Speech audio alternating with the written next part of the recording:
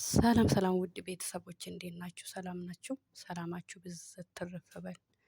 ጋይስ ዛሬም አዲስ ቪዲዮ ይዤ ከች ብያችኋለሁ። ከእናንተ የሚጠበቀው ሼር፣ ላይክ፣ ሰብስክራይብ እያደረጋችሁኝ ያበረታቱኝ ጋይስ። እና ለእኔ የተሰማኝ ነገር ልናገር እዚህ ጋር ስለ ሩታና ስለ አብርሽ ማለት ነው። ያ ሁሉም ያው እናያለን እንደ ድራማ በቃ እንከታተላቸዋለን። በቃ ፍቅራችሁ በፊት ደስ ይላል። ብዙ ጊዜ ስናይ ያው በጣም ይዋደዳሉ እና በጣም ደስ ይል ነበረ። ደግሞ ከሰርግ በኋላ ያው እኔም ፍቅረኛ እኔም የድሮ ፍቅረኛው ነበርኩ፣ የልጅነት ነበርኩ፣ የምን ነበርኩ ብሎ ብዙ ሴቶች ይመጣል። ይሄ ነገር በጣም ያስጠላል እና በዚህ ነገር ሩታ ብዙ ነገር ነው የቻለችው።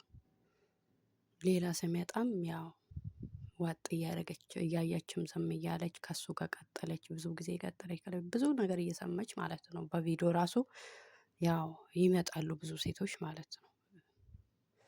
እና በመጨረሻው ጊዜ በቃ ካሁን በኋላ ለራሴ መዋሸት አልፈልግም ብላ አልቅሳ ነው በቃ ለአንተም ይቅና ለአንቺም ይቅና ተባብሎ እያለቀሱ ተለያዩ ማለት ነው። ይሄ ነገር ግን እኔ አልገባኝም። ፕራንክ ይሁን ወይስ ድራማ ይሁን እውነተኛ ታሪክ ነው? ኧረ በስመ አብ ወልድ። እንደነሱ በቃ ተደግሶ ቀለበት ተደርጎ ምን ተብሎ መለያየት በጣም ነው የሚከብደው።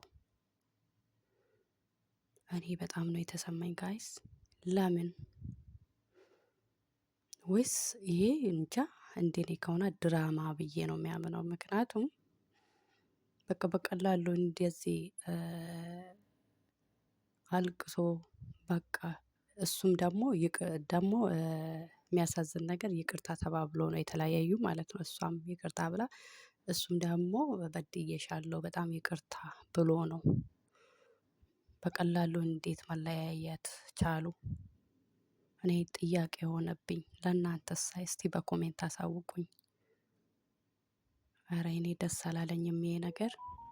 ወይስ ፕራንክ በሉኝ።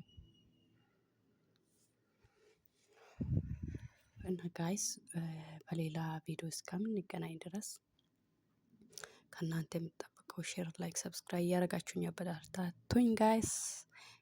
ቤተሰቦቼ በጣም ይወዳችኋለሁ፣ አከብራችኋለሁ። ኑሩልኝ፣ ክበሩልኝ። ሰላም ከእናንተ ጋር ይሁን። በሌላ እስከምንገናኝ ድረስ ፈጣሪ ይጠብቃችሁ። እወዳችኋለሁ።